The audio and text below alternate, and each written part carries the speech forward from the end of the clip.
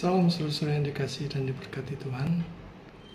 Mari saya mengajak saudara sekalian untuk membuka Alkitab kita. Kita menggali firman Tuhan dari Perjanjian Baru. Kita buka surat Filipi pasal 4. Kita akan baca dari ayat yang ke-4 sampai yang ke-7. Filipi 4 ayat 4 sampai ke-7. Bersukacitalah senantiasa dalam Tuhan. Sekali lagi kukatakan, bersukacitalah. Hendaklah kebaikan hatimu diketahui semua orang. Tuhan sudah dekat. Janganlah hendaknya kamu khawatir tentang apapun juga, tetapi nyatakanlah dalam segala hal keinginanmu kepada Allah dalam doa dan permohonan dengan ucapan syukur. Damai sejahtera Allah yang melampaui segala akal akan memelihara hati dan pikiranmu dalam Kristus Yesus. Saudara yang terkasih, pada hari ini kita akan membahas firman Tuhan dari Filipi dengan tema damai sejahtera Allah. Kalau kita mengingat kata damai sejahtera, ini ada suatu kondisi atau keadaan di mana yang selalu dikejar orang untuk mendapatkannya.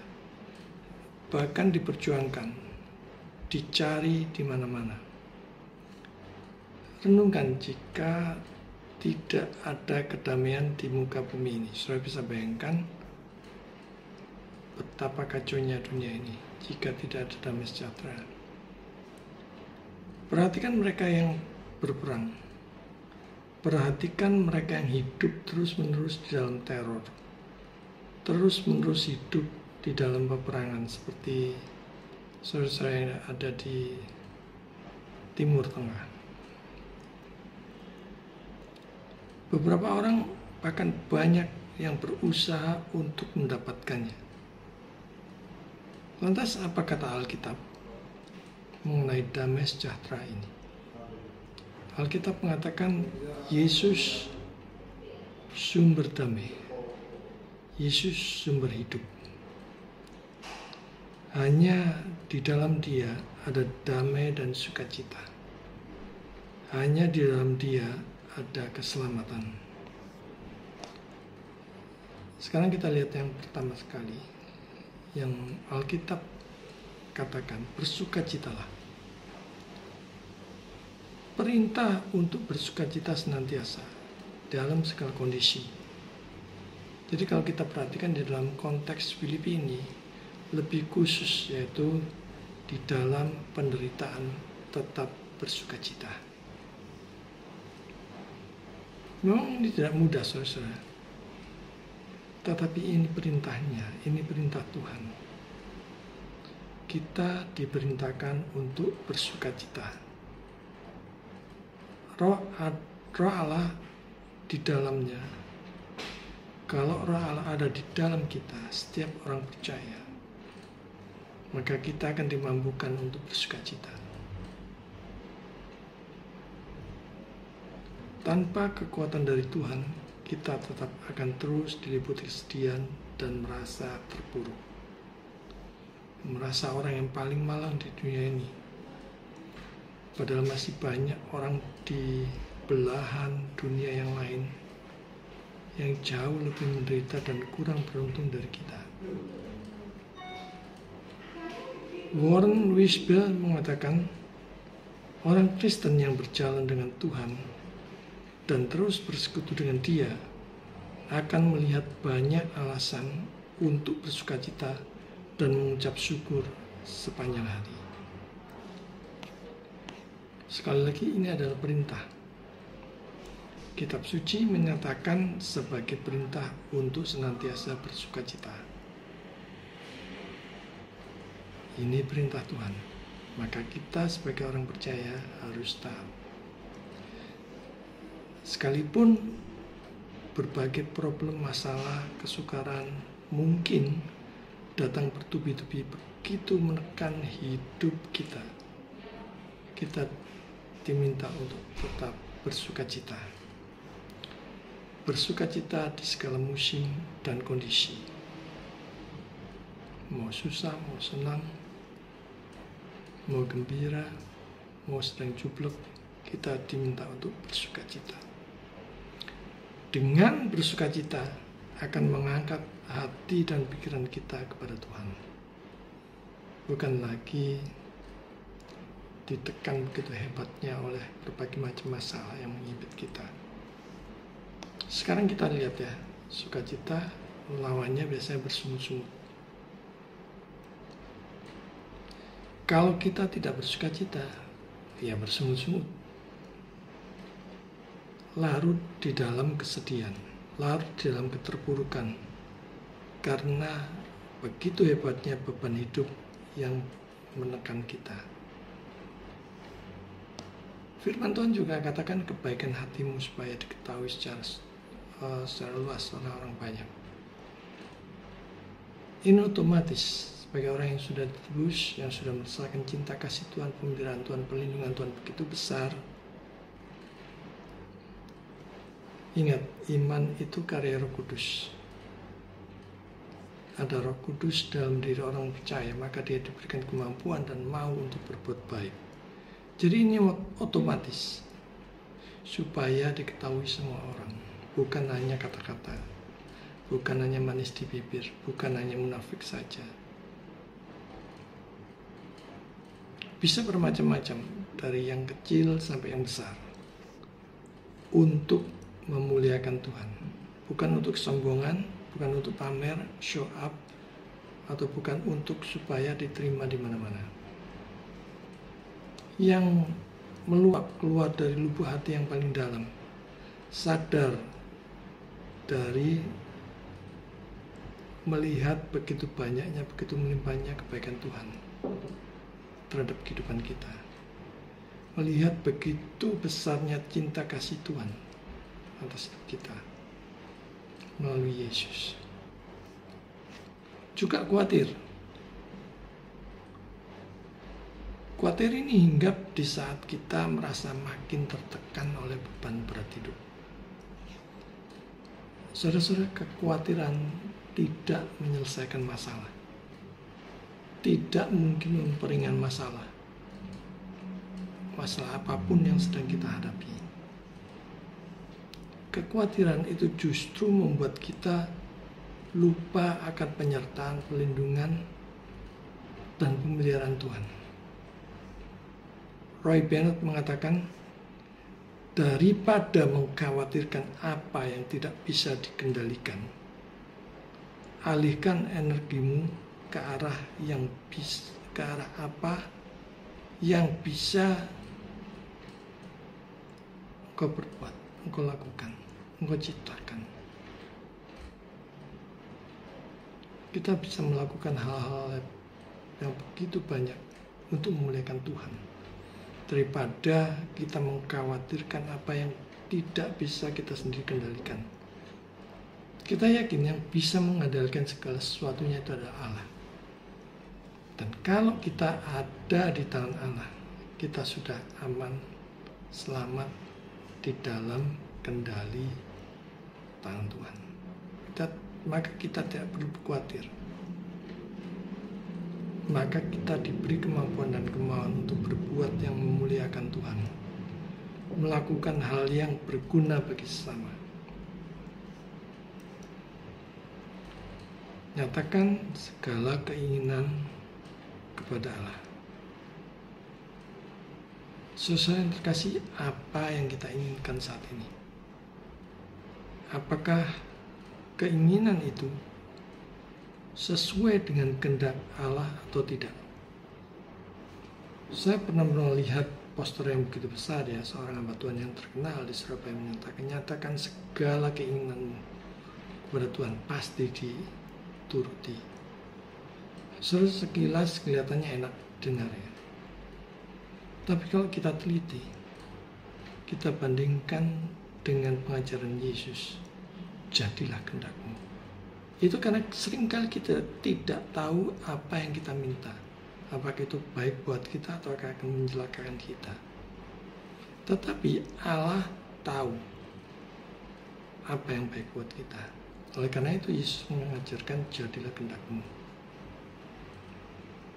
Doa yang dituruti oleh Allah hanya yang sesuai dengan kehendak Allah.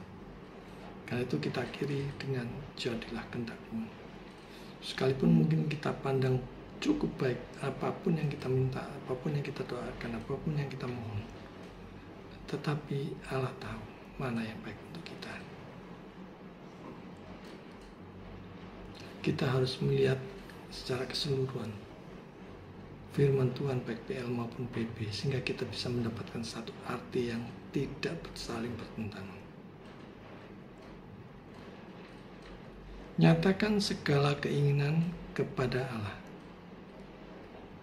Jadi kita harus berdoa apa yang kira-kira menjadi kehendak Tuhan, kehendak Allah. Maka itulah yang akan dituruti. Dan sebaliknya, kalau Allah belum atau menahan permohonan kita jangan dulu kecewa, jangan dulu marah, cepat-cepat marah, bersungut-sungut dan sebagainya. Nah sekarang ini apa yang kita inginkan? Apakah keinginan itu sesuai dengan kehendak Allah atau tidak? Keinginan itu untuk memuliakan Allah atau hanya untuk diri sendiri? Segala keinginan bukan berarti segala yang tidak berkenan bagi Tuhan. Kalau kita artikan bebas seperti itu ya minta kapal terbang, minta mobil F1, minta Lamborghini, minta hal-hal yang tidak masuk akal, yang di luar batas kemampuan kita. Kita cuma punya tabungan mungkin 10 juta, doanya minta Lamborghini. Jadi bukan hal-hal yang ngaco-ngaco yang dimaksud firman Tuhan. Tapi hanya keinginan yang sesuai dengan kehendak Allah, itulah yang akan Allah kabulkan. Segala keinginan bukan berarti segala yang tidak berkenan bagi Tuhan. Apalagi kalau misalnya permohonan itu dengan sikap yang kurang ajar, minta seenaknya, dengan gaya memerintah-merintah, mengklaim siapa kita.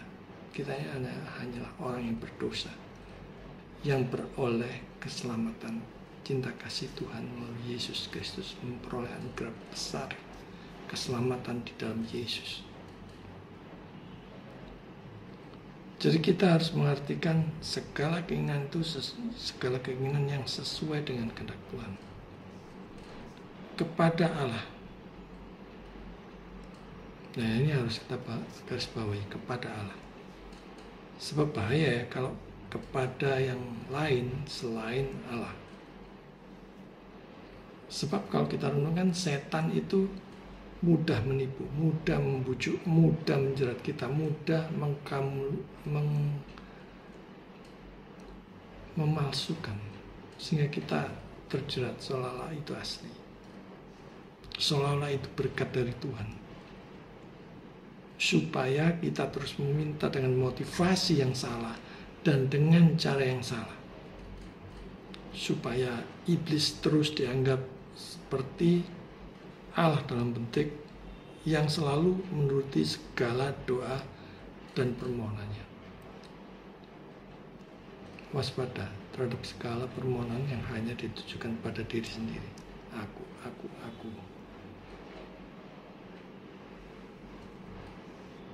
Seolah-olah Allah meminta kita kepada Allah, seolah-olah. Padahal kepada setan. Jadi waspadalah. Saudara-saudara, kita harus memikirkan bahwa iblis, setan itu mempunyai track record, mempunyai pengalaman ribuan tahun.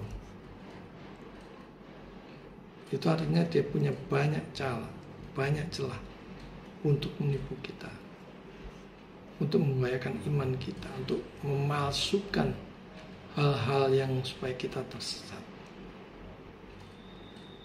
Justru yang paling bahaya adalah yang mirip. Ya, kalau kita memperhatikan pengajaran yang kelihatannya mirip dengan kekristenan, mirip dengan para rasul, mirip yang diajarkan oleh Yesus, tetapi sebenarnya bukan, itu malah yang paling bahaya. Ibaratnya seperti uang. Kalau kita perhatikan, uang yang paling banyak dipalsukan adalah yang paling besar nilainya, misalnya 100.000.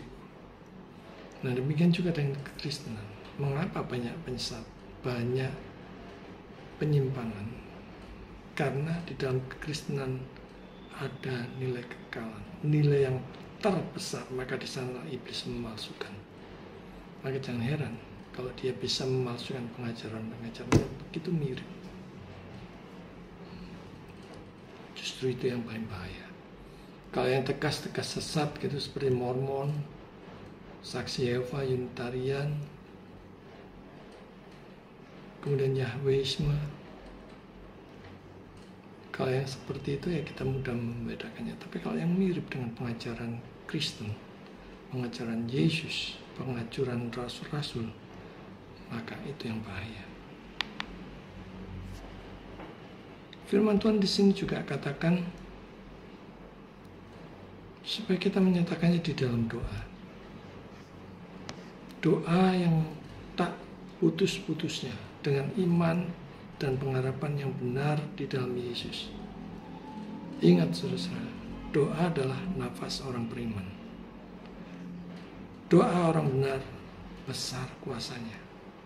Jadi kita harus dibenarkan terlebih dahulu di hadapan Allah Bapa melalui Yesus. Maka doa kita itu besar kuasanya. Doa juga seperti nafas orang beriman. Ingat, kalau kita menahan nafas kita beberapa menit saja, mungkin kita terbatas ya, paru-paru kita bisa bertahan tidak bernafas. Mungkin 4 menit mungkin sudah tersengal-sengal. Nah, begitulah kerohanian kita pada saat kita berhenti berdoa, berhenti berkomunikasi dengan Allah, berhenti berkomunikasi dengan Juru Selamat kita. Firman Tuhan juga menyatakan supaya kita menyatakannya dengan permohonan. Ingat, kalau kita ingat permohonan, kita harus ingat 2 hal. Ingat yang memohon, ingat kepada siapa kita memohon. Kita memohon kepada Bapa yang penuh kasih, pencipta langit dan bumi ini. Bukan kepada raja, bukan kepada penguasa, bukan kepada presiden atau perdana menteri dimanapun juga. Maka kalau kita sadar kita menghadap kepada Allah,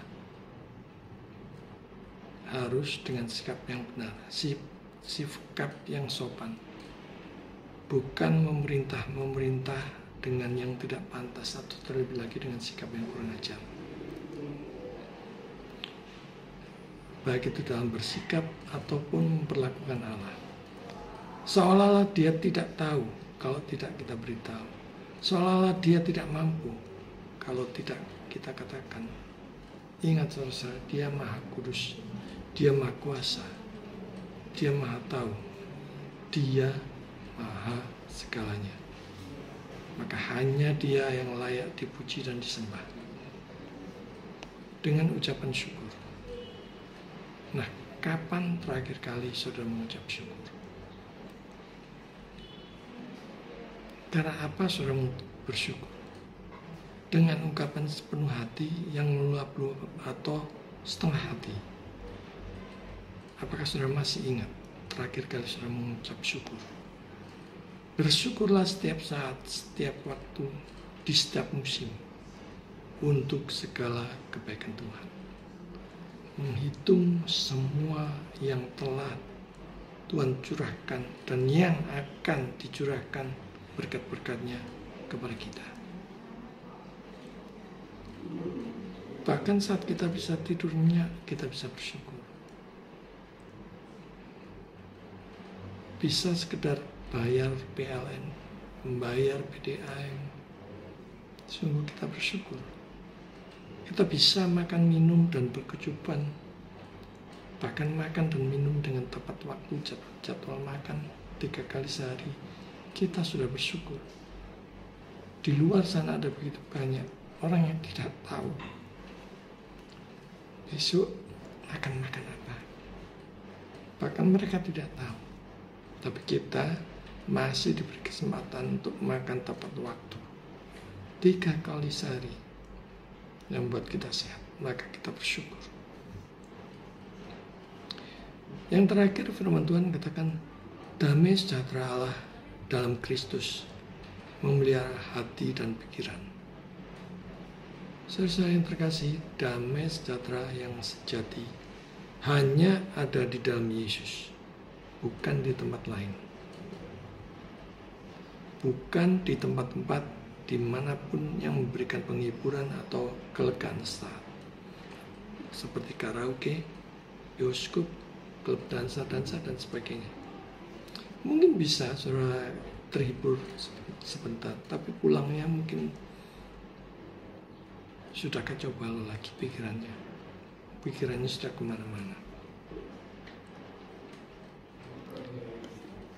Orang mencari damai sejahtera ini, mencarinya di mana-mana untuk mendapatkan damai sejahtera yang sejati. Nah, di sini firman Tuhan dikatakan, di luar Kristus tidak ada kedamaian. Damai sejahtera itu hanya ada di dalam Yesus.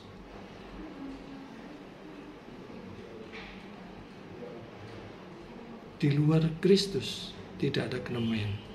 Yang ada hanya damai yang semu, damai yang palsu, damai yang mudah dan cepat berubah.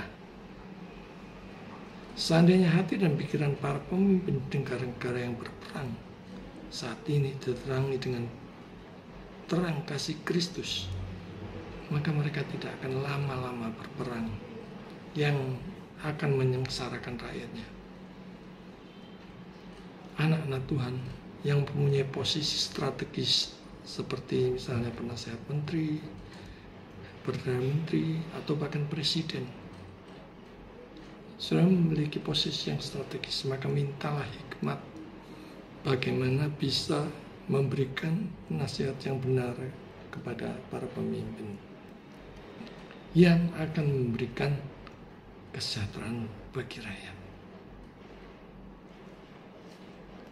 Yang pertama, doa dengan yakin teguh kepada Allah. Maka pilihan suasana hati menjadi doa. Dia menunjukkan keuntungan dari keyakinan yang teguh kepada Allah dan doanya kepada Dia. Kedamaian Allah akan menjaga pikiran dan hatimu. Kitab suci terbiasa membagi jiwa manusia berdasarkan kelemahannya menjadi 2 bagian, pikiran dan hati. Pikiran berarti pemahaman, sedangkan hati menunjukkan semua watak atau kecenderungan. Mencegah kita untuk berpaling dari Allah. Damai sejahtera Allah akan menjaga kamu sehingga mencegah kamu berpaling dari Allah dalam pikiran atau keinginan yang jahat. Ia menyebutkan damai Allah karena tidak bergantung pada aspek apapun saat ini dan tidak tunduk pada berbagai perubahan dunia, tetapi didasarkan pada firman Allah yang teguh dan tidak berubah. Kita diminta untuk menjaga dari keputusasaan, Seringkali kita putus asa saat mengalami masalah yang begitu berat. Tidak ada yang lebih asing bagi pikiran manusia daripada masuk lebih dalam ke dalam keputusasaan yang dihinggapi letih, tanpa pengharapan, dan ada dalam keputusasaan. Kita diminta untuk tidak menyerah dan berjanji pada diri sendiri tidak akan ada yang menginginkan kita ketika kita dibiarkan miskin akan segala sesuatu, dan semua ini hanya dalam kasih karunia Allah saja melalui firman-Nya dan kesungguhan batin dari Roh Kudus. Maka kita diminta untuk bersabar, tekun, terus berdoa, terus bersukacita, terus bersyukur, menghitung berkat-berkat Tuhan supaya kita tidak larut. Jadi saudara yang kasih, kita diperintahkan untuk senantiasa bersukacita. Sebagai orang yang sudah diselamatkan, biarlah kebahagiaan hati kita nyatakan kepada Tuhan agar dilihat orang dan mereka juga memuji Tuhan. Kita diminta untuk tidak khawatir akan hidup ini, sebab Dialah Allah yang memelihara kita, menjaga dan melindungi. Nyatakanlah segala keinginanmu kepada Allah dengan sikap dan motivasi yang benar. Jadilah kehendak-Mu. Itulah yang benar. Cara kita meminta yang benar harus diakhiri dengan jadilah kehendak-Mu. Kiranya damai sejahtera Allah dalam Kristus memelihara hati dan pikiran. Mari kita mencari damai hanya di dalam Yesus sekarang juga. Jangan menunda-nunda, jangan sampai terlambat atau bahkan terhilang selama-lamanya tanpa juru selamat. Hari ini sudah ditawarkan kepada saudara melalui firman Tuhan supaya bersukacita, bersyukur, dan beroleh damai sejahtera dalam Yesus. Apapun yang kita alami, datang kepada Tuhan dalam doa dan permohonan dengan penuh sukacita. Tuhan memberkati.